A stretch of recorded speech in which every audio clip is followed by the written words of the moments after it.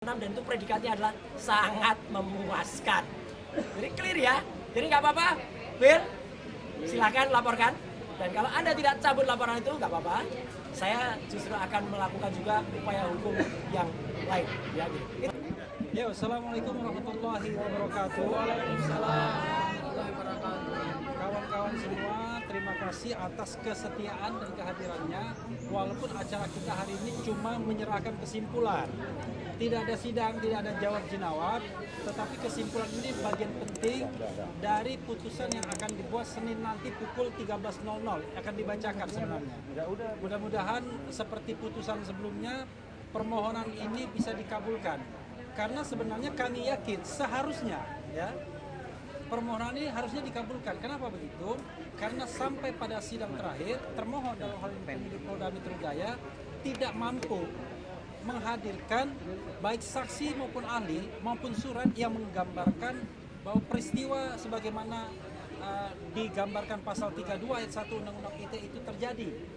Tidak ada ahli yang bisa menerangkan telah terjadi semacam pencurian data, semacam edit data, penambahan, pengurangan sehingga tidak bisa diakses lagi informasi elektronik yang ada atau dokumen elektronik yang ada. Tidak ada juga ahli yang melihat Mas Roy melakukan kegiatan-kegiatan yang bisa dikualifikasikan memenuhi unsur di pasal 32. Sekali lagi, yang kami persoalkan itu bukan materinya, bukan substansinya, tetapi ada tidaknya dua alat bukti permulaan yang cukup. Jadi ketika Polda Metro tidak mampu menghadirkan itu dalam persidangan, kami menganggap sesungguhnya mereka kalah harusnya kan? Karena jangan lupa yang namanya sidang ini adalah fakta pengadilan, fakta persidangan. Jangan sampai kemudian fakta persidangan didinai. Kami menantang sejak awal, tolong tunjukkan kepada kami mana saksi, ahli atau surat yang menggambarkan bahwa Mas Roy melakukan tindak pidana sebagaimana digambarkan pasal 32 ayat 1, yaitu orang dilarang untuk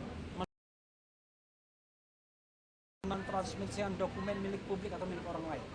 Nah, ini yang kemudian kita buktikan bahwa dokumen yang dimaksud masih bisa diakses, accessible, dan kemudian tidak rusak, masih bisa kita lihat, yaitu dokumen ijazah Dian Sandi. Belum lagi nanti kalau kita kaitkan bahwa yang dipermasalahkan apa sih, dokumennya Dian Sandi atau dokumennya Pak Jokowi yang pernah diperlihatkan di Polda Metro Jaya pada tanggal 15 Desember 2026 yang lalu. 2025 yang lalu. Nah, banyak hal yang sebenarnya bisa kita share, bisa kita diskusikan, tetapi ada baiknya kita memberikan kesempatan teman kita satu-satu untuk melakukan eksplorasi. Dapur terakhir ya? Siap. As usual. Ristan dulu, silakan. Bang Ristan. Ya, silakan. Ini pengacara Kawakan ini? Ya, Pak. silakan Ristan. Ya, Bang Ristan ini soalnya Jadi- turut mendampingi saya semenjak dari Stupa. makasih Bang. Jadi sesuai yang disampaikan Bang Era tadi, kita ini adalah melakukan permohonan pra peradilan. Masalahnya tentang adalah pasal 32 ayat 1. Pasal 32 ayat 1 ini mengenai dua bukti awal permulaan. Apakah pengenaan pasal 32 ayat 1 ini ada dua bukti awal permulaan yang cukup untuk mengenakan pasal tersebut kepada Pak Roy? Nah, tadi sudah disampaikan juga, dan kemarin pada saat persidangan kita sudah mensomir sebelum satu hari sebelumnya. Hadirkan saksi dari penyidik. Ternyata kemarin tidak ada saksi yang hadir. Artinya kita bukan mengorek keterangan, isi keterangan, karena memang itu kalau keterangannya memang pasti masuk kepada pokok perkara. Tetapi nilai pembuktian dari saksi apakah relevan dengan pengenaan pasal 32 ayat 1 tersebut? Itu yang kita inginkan sebenarnya. Ada keterangan dari saksi yang harus dihadirkan kemarin. Ternyata tidak ada saksi. Begitu juga dengan ahli. Ahli ya banyak pertanyaan yang masalah dokumen elektronik saja. Ini kan masalah tentang ITE. Artinya harusnya dia juga menguasai tentang masalah ITE. Kemarin ditanyakan tentang dokumen elektronik, ahlinya merasa tidak mampu karena bukan ahli ITE. Itu kurang lebih dua alat bukti itu yang mereka tidak bisa menghadirkan. Cuman nanti kalau yang masalah surat nanti mungkin rekan-rekan kami yang menambahkan ya Bang ya. Mungkin dari situ. Oke, terima kasih Ristan. Berikutnya Soraya ya, ini lawyer perempuan kita. Oke, Assalamualaikum warahmatullahi wabarakatuh. Terima kasih. Bang Roy, Bu.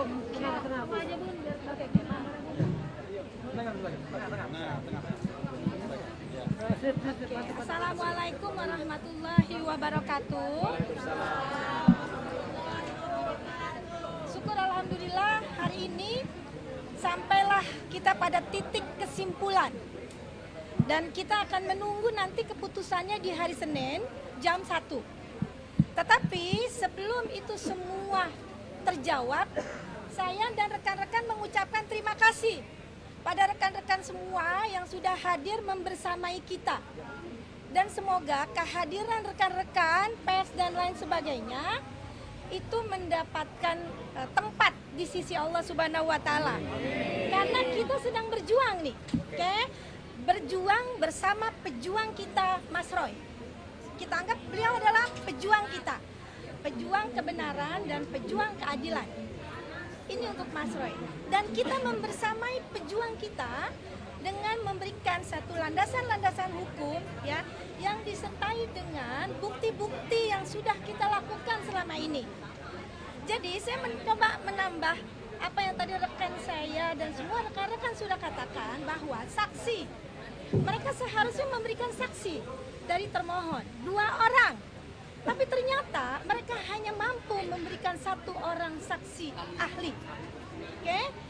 Kita tidak keberatan dan kita tidak kecewa dengan hal itu. Dan kita semuanya tidak akan juga jumawa bahwa yang seharusnya dilakukan sama mereka dan memenuhi apa yang seharusnya mereka lakukan, mereka tidak penuhi itu. Dan semoga harapan kita semua nih, para pejuang, rekan-rekan kita para pejuang, ya, untuk menegakkan kebenaran dan keadilan ya di dalam proses persidangan ini mendapatkan tempat di sisi Allah dan mendapatkan jawaban yang terbaik. Karena ini juga sekaligus ini menjadi satu edukasi hukum untuk pra-peradilan yang akan datang. Jadi untuk itu doakan teman-teman dan terima kasih abang kita nih yang sudah luar biasa juga semuanya.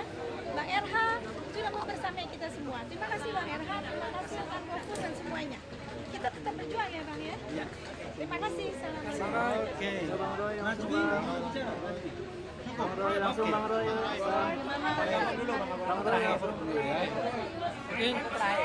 Mungkin rekan-rekan media, saya mau menjelaskan beberapa hal krusial.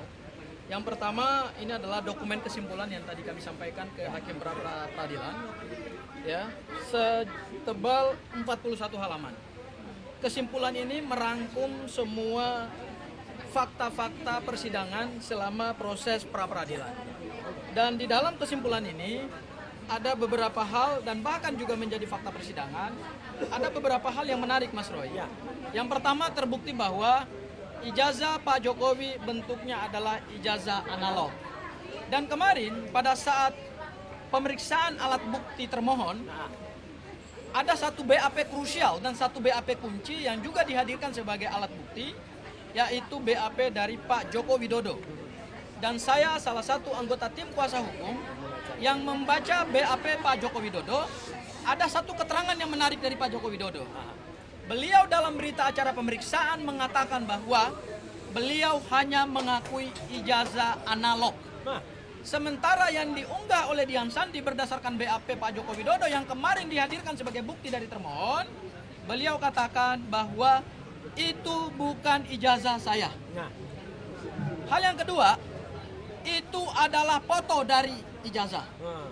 Hal yang ketiga, beliau sebenarnya tidak memberikan izin kepada Dian Sandi untuk memoto ijazah tersebut. Dan hal yang keempat, beliau tidak mempersoalkan. Dan kenapa Dian Sandi tidak ditetapkan sebagai tersangka dalam perkara pasal 32 dan pasal 35 Undang-Undang ITE? Karena ternyata pernyataan Pak Jokowi sendiri yang mengatakan bahwa dia tidak merasa dirugikan. Nah, pasal 32 kita sebenarnya sedang membicarakan satu dokumen elektronik. Dan dokumen elektronik tersebut diunggah oleh Dian Sandi dan oleh Pak Joko Widodo sendiri dalam berita acara pemeriksaannya meskipun ini material ya, tapi karena kemarin dihadirkan, ini dalam rangka juga kita ingin meng-cross check dengan penggunaan unsur pasal 32, ternyata itu bukan dokumen elektroniknya milik Pak Joko Widodo. Kenapa terhadap pasal 32, pasal 310, 311, kenapa juga disisipkan pasal 32 dan pasal 35? Ini kan sesuatu yang tidak relevan, sesuatu yang terkesan terlalu dipaksakan, dan bukan ini terkesan lagi, sesuatu yang terlihat dipaksakan. Lo yang punya ijazah aja mengatakan dalam berita acara pemeriksaannya kemarin dihadirkan dalam fakta persidangan, itu bukan dokumen elektronik milik dia. Terus dokumen elektronik yang dikatakan bahwa diubah-ubah, dipotong-potong, itu punya siapa? Kalau itu bukan punya Pak Joko Widodo, kenapa Pak Joko Widodo melaporkan pasal 32 dan pasal 35? Inilah sesuatu bentuk penyeludupan hukum luar biasa. Itu hal yang pertama. Ya, itu kami sudah sampaikan dalam kesimpulan. Hal yang berikutnya lagi adalah terkait dengan pokok persoalan kami dalam pra-peradilan ini adalah kami menguji dua alat bukti permulaan yang cukup. Berdasarkan kesimpulan kami yang kami gali dari fakta persidangan, ternyata penyidik Polda Metro Jaya menetapkan Mas Roy itu dalam dua peristiwa pidana. Pertama pencemaran dan fitnah, dan kedua adalah pelanggaran Undang-Undang ITE atau cyber, kejahatan cyber, 32 dan 35. Ternyata alat bukti surat dan saksi ini dicampur aduk. Saksi-saksi untuk kejahatan pencemaran nama baik dan fitnah seolah-olah dianggap juga memenuhi syarat untuk pasal 32 dan pasal 35. Dan satu lagi untuk bukti surat misalnya. Berdasarkan daftar alat bukti yang dihadirkan oleh penyidik Polda Metro Jaya dan Jaksa Penuntut Umum selaku penuntut umum, ternyata ada 712 alat bukti surat. Dan semua alat bukti surat itu berkenaan dengan proses politiknya Pak Jokowi, dan kemudian ada yang berhubungan dengan pendidikannya Pak Jokowi. Tidak ada satupun bukti elektronik yang disita sebagai barang bukti maupun alat bukti yang berkenaan dengan penggunaan pasal 32 dan pasal 35. Terus dari mana bukti permulaan surat dokumen elektroniknya itu? Ini kan sesuatu yang gaib, sesuatu yang naif gitu. Mudah-mudahan, Mas Roy, memang ini alot ya. Saya kira ini alot. Dan permohonan pra-peradilan yang kami kedua ini memang sangat alot sekali. Kenapa? Karena kita bicara soal pokok perkara, ya. Meskipun bedanya sangat tipis sekali antara membicarakan pokok perkara dan kemudian membicarakan aspek formil.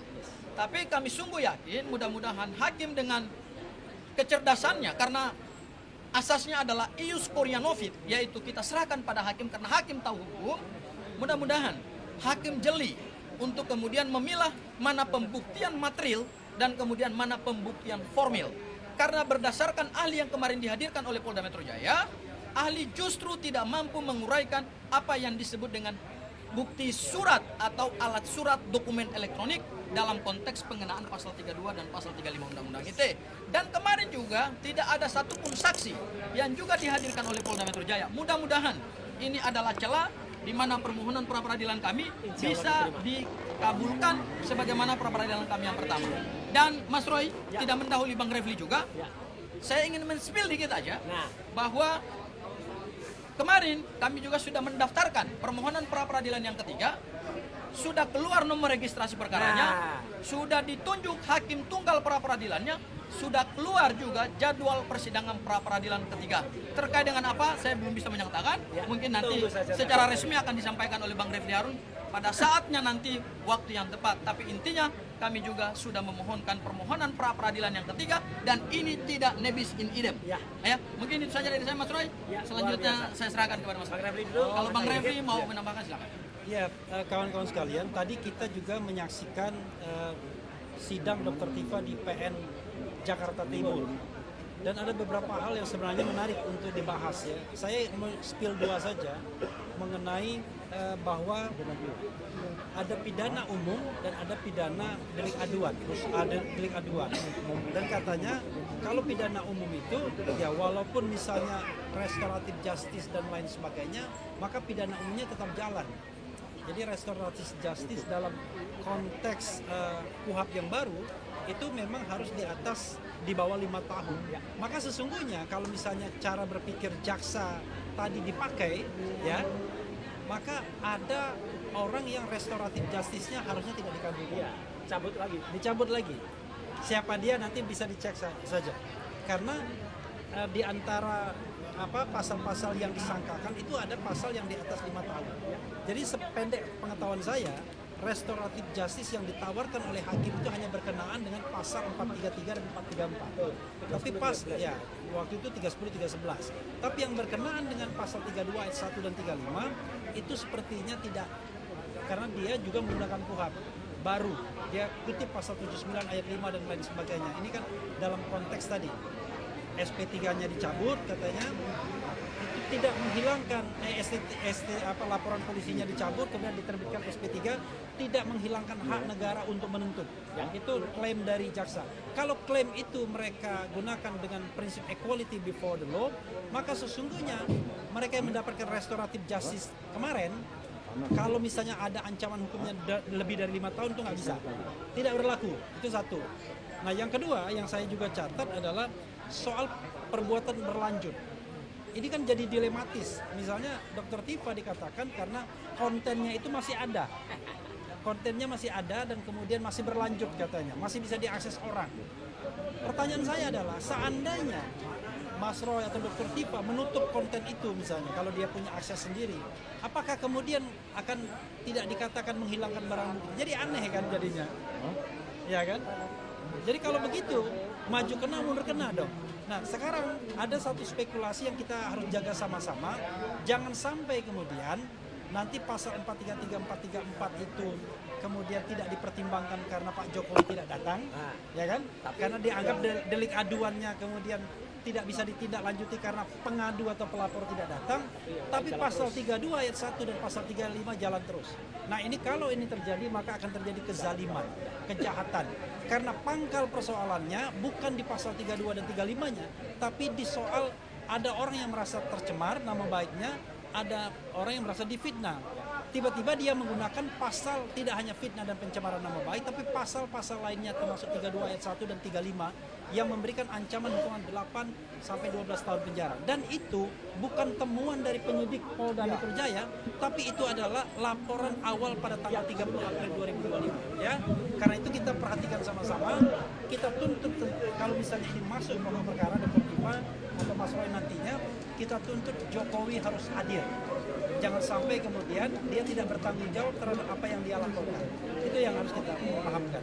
Oke, silakan Mas Roy. Baik ya. Assalamualaikum warahmatullahi wabarakatuh. Ya. Tentu teman-teman menunggu dan juga tadi sudah ada sempat menyanyikan apa kira-kira isi kesimpulan kita ya. Tentu kesimpulan kita adalah kita susun secara cermat betul. Insya Allah apa yang terjadi atau apa yang sudah berhasil pada saat pra peradilan yang pertama, yaitu tentang kita berhasil ya membuat yang namanya penangkapan, penahanan dan penggeledahan itu menjadi tidak syak. Nah itu akan kita ulangi lagi insya Allah pada saat pra peradilan yang kedua ini, yaitu apa? Pencantuman pasal 32 Undang-Undang ITE ayat 1 itu insya Allah juga tidak sah. Karena apa? Karena ada beberapa fakta di persidangan yang sudah terungkap.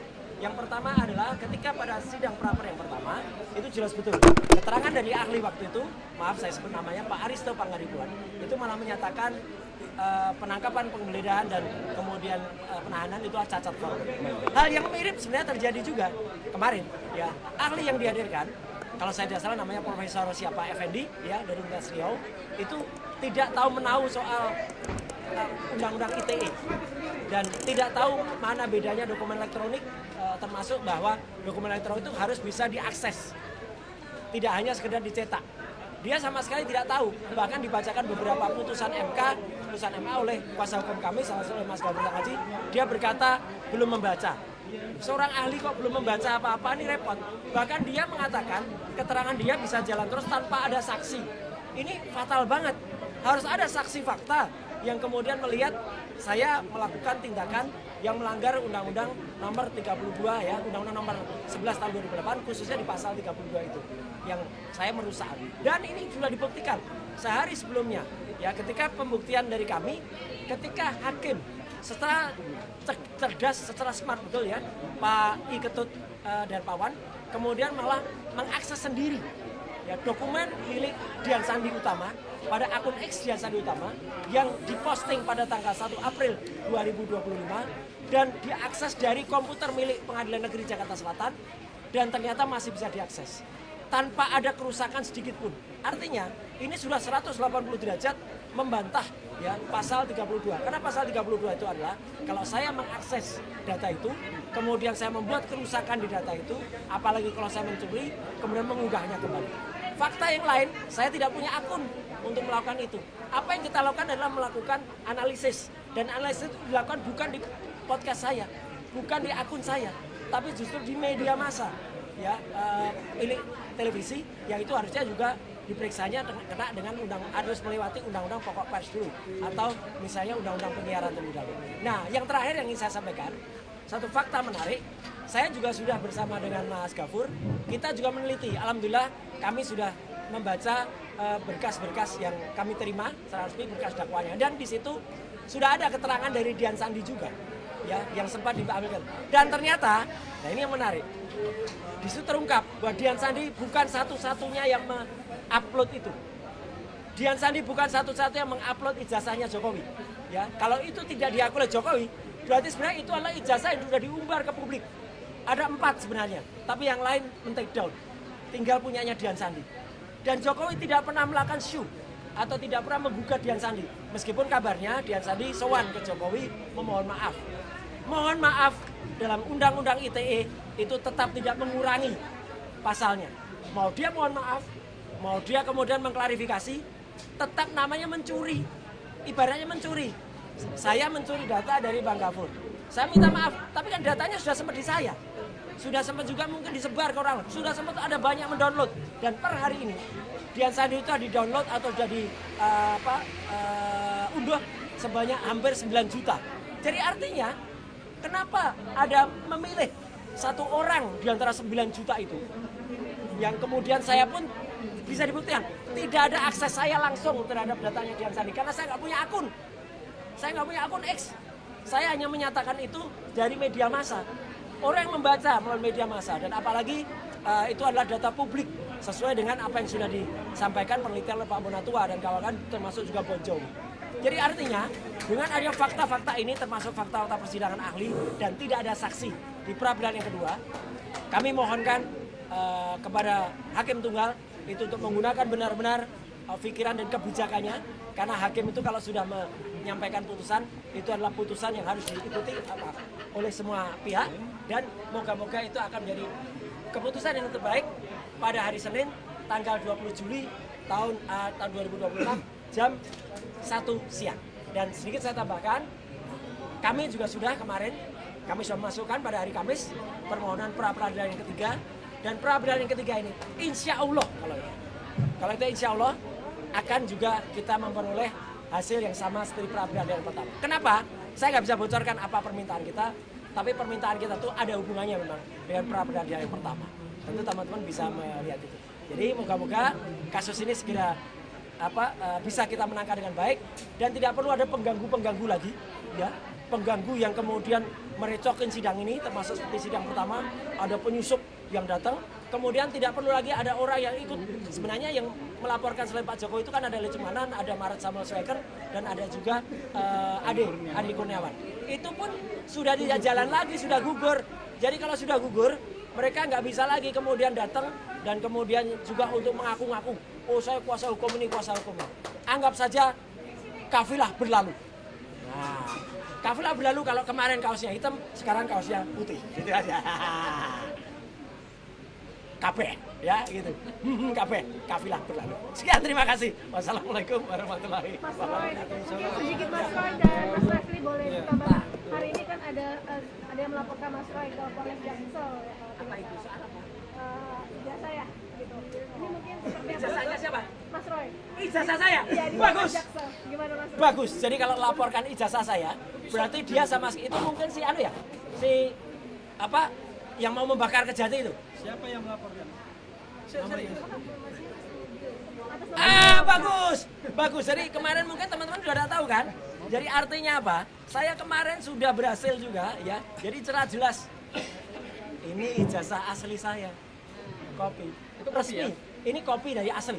Ya, yang kemarin yang asli saya bawa. Kemarin fresh betul dari UNJ. Jadi artinya sah resmi Universitas Negeri Jakarta. Sudah kemudian menyerahkan dan tidak ada kesalahan apapun. Karena saya hanya, mungkin kalau dikatakan salah, nggak salah. Saya hanya kemudian baru mengambil ijazah kemarin.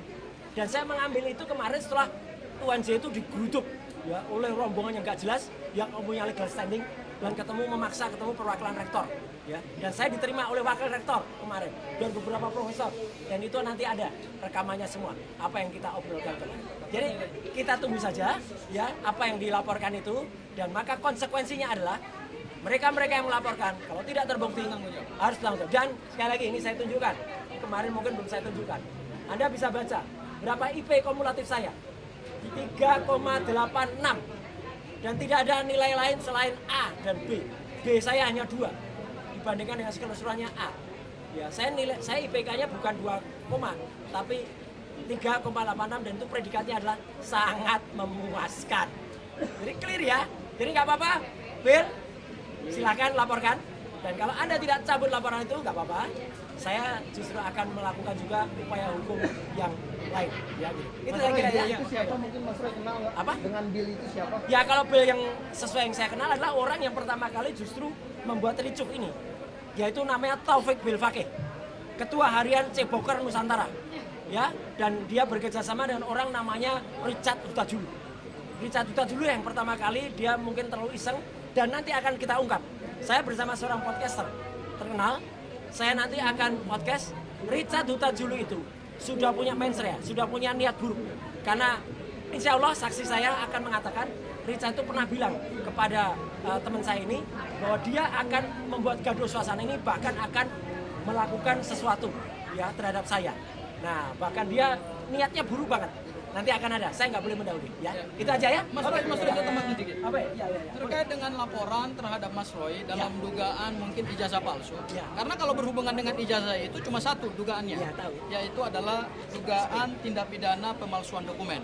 Sementara dokumen yang dimiliki oleh Mas Roy ini adalah dokumen yang sah, didapatkan dengan proses akademik yang sah. Nah, saya sebenarnya mengharapkan kepada yang melaporkan, kalau bisa pikirkanlah langkah tersebut, karena tentu akan berdampak hukum Ya, luar ini biasa. dia mau Ya. curang. Dia mau curang supaya dia laporkan, dia laporkan dulu. Tapi nggak apa-apa, itu gampang, Oke. gampang mematahkannya. Oke. Ya.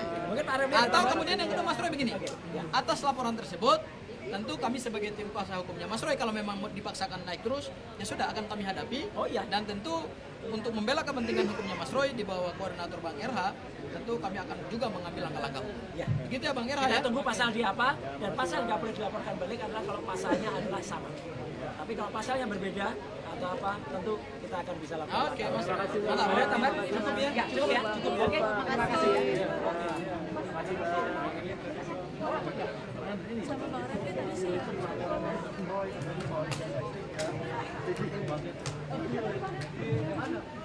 Jakarta Selatan ya?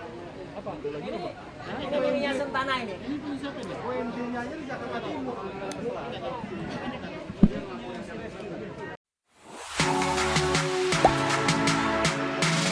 Gak sempet baca? Dengerin aja, klik icon text to speech di okezone.com.